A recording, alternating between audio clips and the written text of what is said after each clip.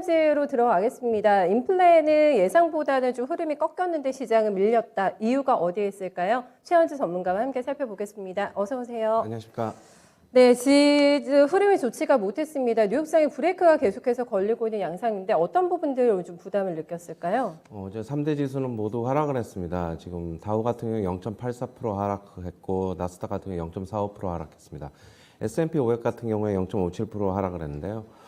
종목별로 보면은 애플 아이폰 13 출시에도 불구하고 1% 정도 하락을 나타냈습니다. 지금 아이폰 13은 배터리 성능 향상, 그다음에 노치 크기가 좀 줄어들었고 카메라 성능이 향상됐습니다. 그리고 가격은 그냥 기존과 동일하게 책정이 됐습니다. 그런데도 불구하고 1% 하락을 했는데요. 그리고 어제 종목별로 보면은 또 네덜란드의 그 반도체 장비 회사죠. ASML이 사상 최고치를 썼습니다.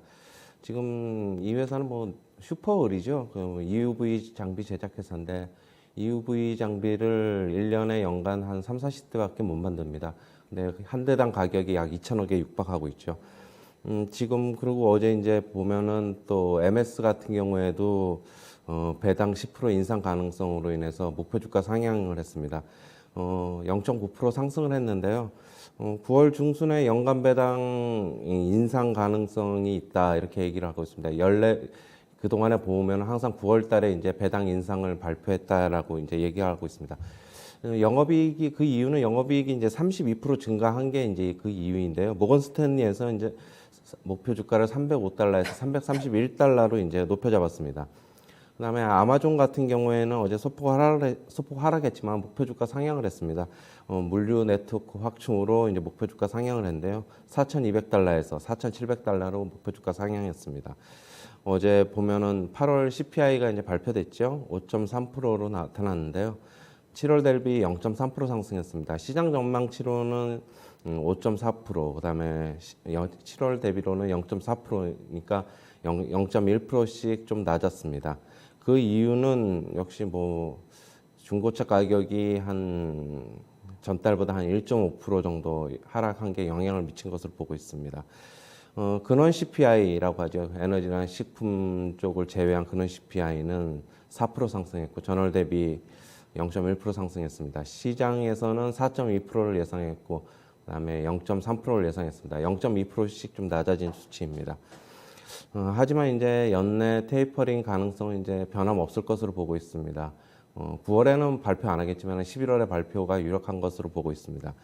지금 월스트리트 저널에서는 이렇게 인플레 둔화가 조금 나타났지만은 장기화 가능성을 주의해야 된다 이렇게 얘기를 하고 있습니다.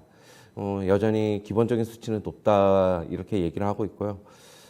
그리고 또 델타 변이 확산세가 이제 고점을 지난 것으로 보여가지고 경제 재개가 이제 되면은 인플레 압력이 높아질 것이라 그렇게 보고 있습니다. 어떠세요? 지금 월스트리트 저널에서는 그래도 장기화가 될 수가 있다. 인플레가 이렇게 전망했다고 하는데 전문가님은 정점이 찍혔다고 보십니까? 아니면 이게 장기화될 가능성이 있다고 보실까요? 물론 최고점은 찍혔을 가능성이 있는데 네. 저는 항상 얘기했듯이 내년까지는 인플레의 가능성 높은 인플레 가능성 계속적으로 안고 가야 될 것으로 보고 있습니다. 수치는 하지만 고점은 이미 찍었다고 보시는 거고 그것보다는 높지 않을 거라고 예상하시는 거죠? 네, 그러나 네. 이제 연준이 목표치로 하고 있는 2%보다는 상당 부분 그럼요. 예. 높게 나올 것으로 보고 있습니다. 저희가 중요했던 게 전문가님께서 중고차 가격이 이제 한 9월 되면 꺾일 것 같다. 상승세가 이렇게 얘기해 주셨고 집값은 하지만 안 잡힐 것 같다는 세부적인 항목에 대해서 이렇게 분석을 해 주셨잖아요. 네. 중고차 가격은 조금 내려갔네요. 그래도 상승세가. 그건 뭐 당연하죠. 네. 뭐 이제 휴가 시즌도 끝났고 이제 중고차 가격이 뭐 그렇게 이제 더 이상은 이제 뭐 그거에 높게 나타날 이유는 없는 거겠죠. 하지만 임대료 부분에서는 아직 잡히지 않았기 때문에 내년서부터는 이게 반영이 되면은 상당 부분 계속적으로 높게 나오지 않을까 그렇게 보고 있습니다.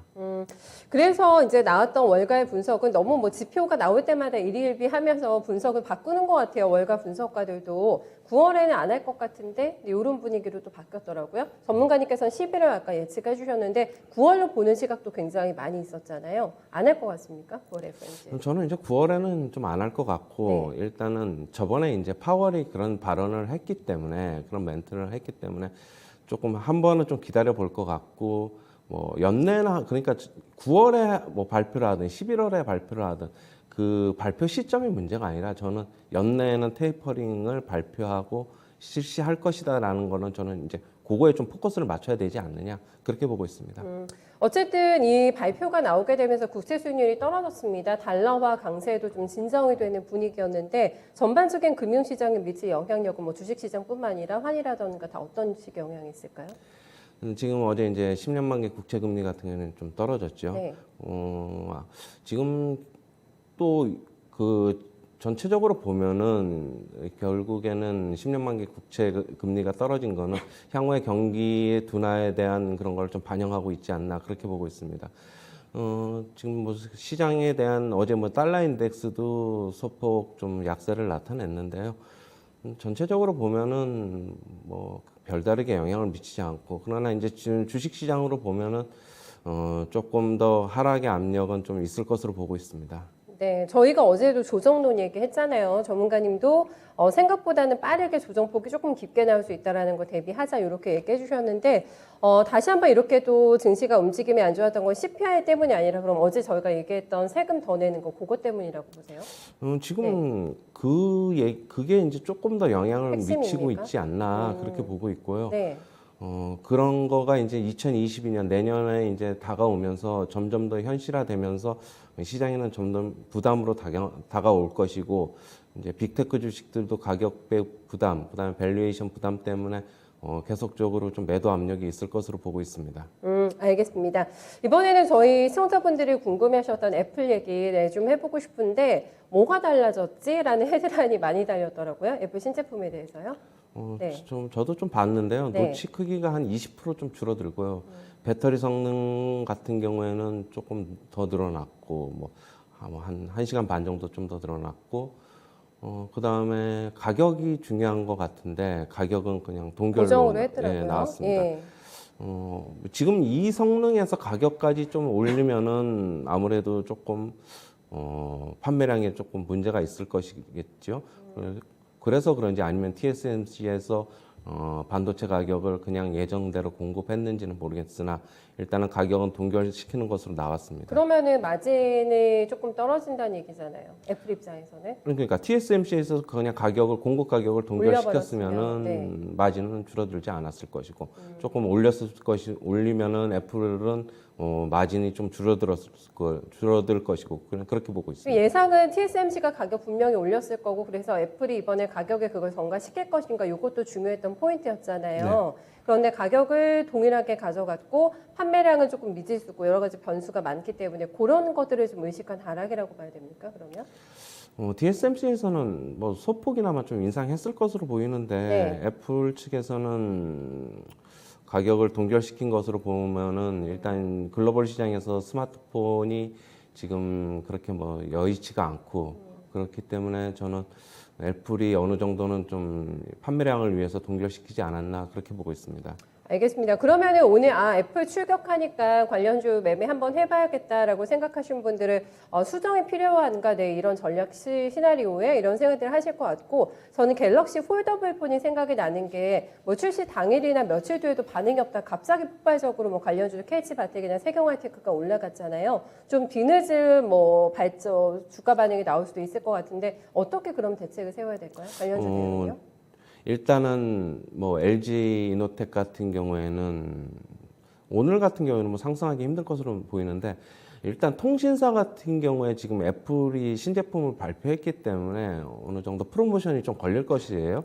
걸릴 것이면은 초기에 어떤 예약이라든가 그거는 나름대로 좀 괜찮을 것으로 보이는데 애플 12만큼의 폭발력은 없을 것으로 보고 있습니다.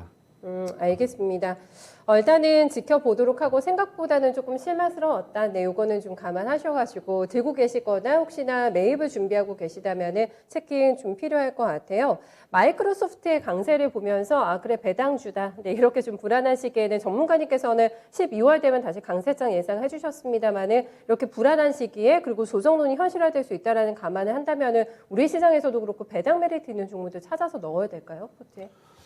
배당 메리트 있는 종목들은 상당 부분 지금서부터 벌써 많이 올랐습니다. 네. 지금 원래는 기존에는 아마 지금 한 9월 말이나 10월 초서부터 이렇게 배당 주들이 기존에는 움직였는데 네. 지금 시장이 워낙 좀 불안하고 그러다 보니까 그쪽으로 좀 먼저 좀 옮겨갔거든요.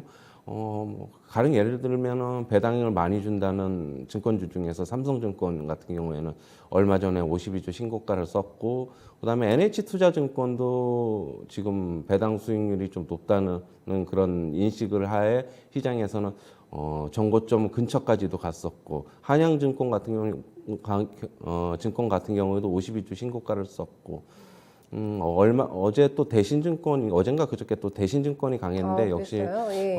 배당에 대한 메리트가 있어가지고 강했고, 전체적으로 보면은 배당 관련주들이 증권주 중에서 배당 많이 주는 쪽들이 굉장히 강했습니다. 메리츠 증권도 그렇고. 네. 예. 그런데 이런 배당주만 믿고 배당을 많이 준다. 여기에만 혹해서 사실 저희가 들어갔다가 크게 수익을 못 보시고 배당만 좀 건지고 나오시는 투자자분들도 많으셨잖아요. 배당주 고를 때 팁이 조금 있습니까, 부모님? 배당주 고를 때는 일단 배당주들이 좀 안전해서 이제 사는 거는 맞는데, 너무 많이 오르는 종목들은 또 사면 안 되겠죠, 당연히.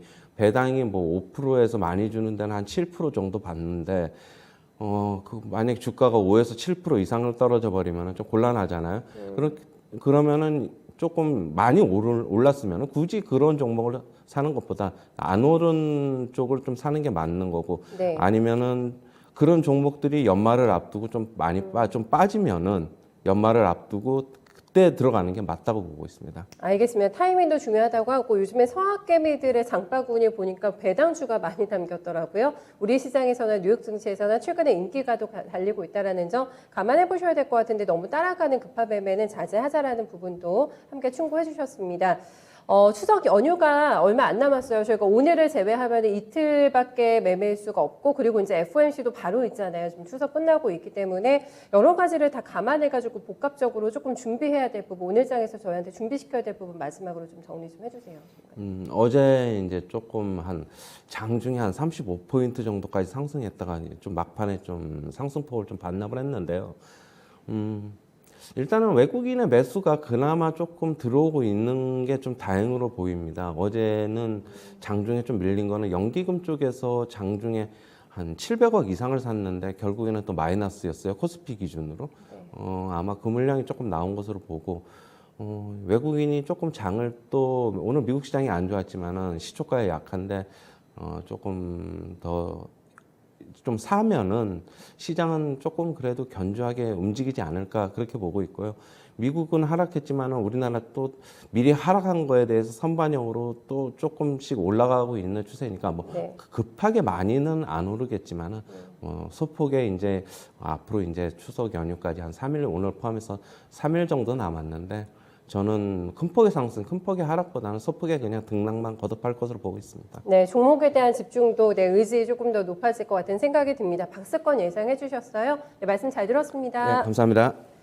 네, 뉴욕 증시에서는 인플레에 대한 논쟁이 여전했습니다. 정점을 찍고 이제부터는 하락할 거라는 의견도 있었고요. 지금도 여전히 높은 구간이긴 한데 이게 쭉 갈 것이다라는 의견도 있고 논란이 여전합니다. 여기에서 연준의 긴축 타이밍이죠. 이 시기에 어떻게 영향을 미치게 될까? 여기에 대한 분석을 잘 확인해 보셔야 될 것 같고요. 전반적으로 분위기는 많이 다운이 되어 있습니다. 여러 가지 악재들을 소화하기도 했고, 그다음 바이든 정책에 대한 여러 가지 리스크들, 세금을 더 내야 된다라는 부분들, 여기에 많이 부담을 느끼고 있는 상황인데요. 일단 연휴 앞두고 조심, 조금 더 방어, 이런 부분에 신경을 쓰시면서 오늘 장 준비해 보셔야 될 것 같아요. 네, 지금까지 모닝타임즈였습니다.